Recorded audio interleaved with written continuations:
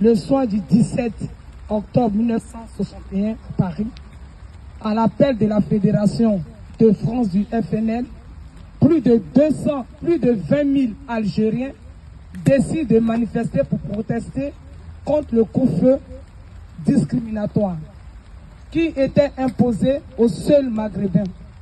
Ce soir-là, hommes, femmes et enfants sont vêtus de leurs beaux habits du dimanche sans armes, sans drapeau.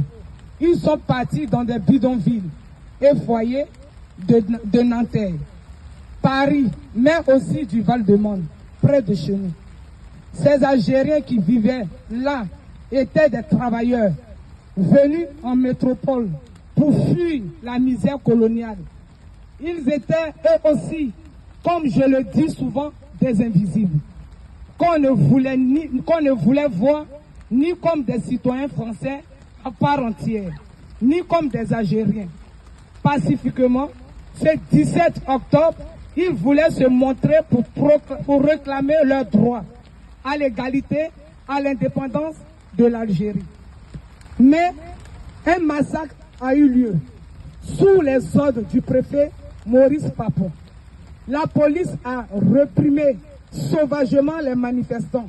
Ce soir-là, et dans les jours qui ont suivi, une véritable chasse à l'homme a eu lieu dans Paris. La moitié des manifestants a été arrêtés.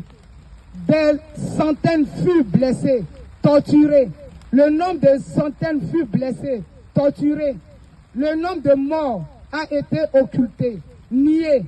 D'abord, on a dit 3 morts, puis une dizaine.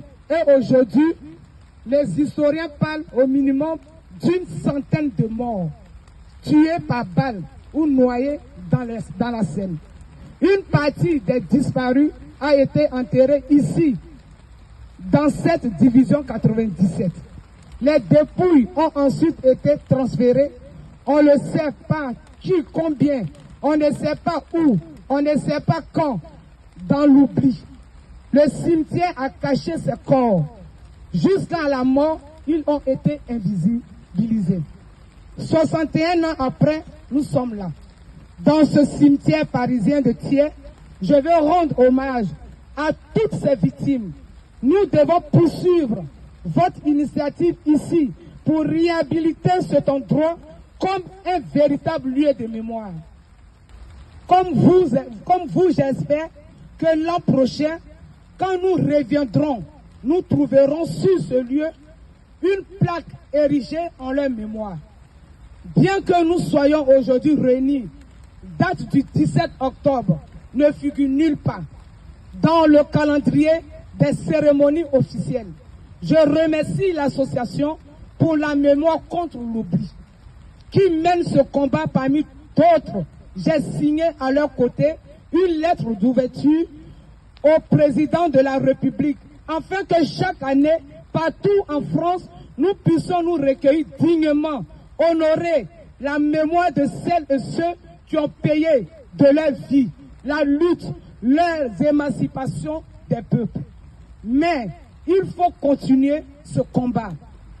Pour la vérité, l'an dernier, Emmanuel Macron a reconnu la responsabilité du préfet Papon dans ces massacres du 17 octobre 1961.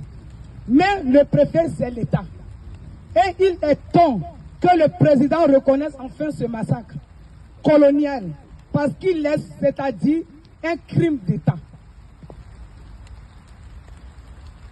Nous ne pouvons pas construire une démocratie des occultations et des mensonges, car sans mémoire, nous sommes condamnés à répéter les mêmes erreurs.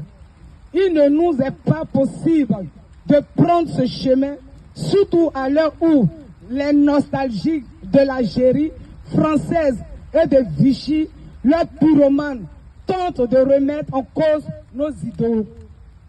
Le devoir de mémoire est notre réparation collective.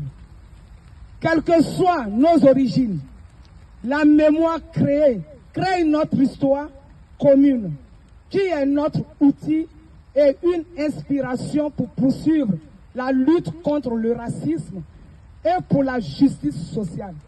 Pour terminer, j'aimerais que nous observons une minute de silence en mémoire de toutes ces victimes du 17 octobre 1961. Je vous remercie.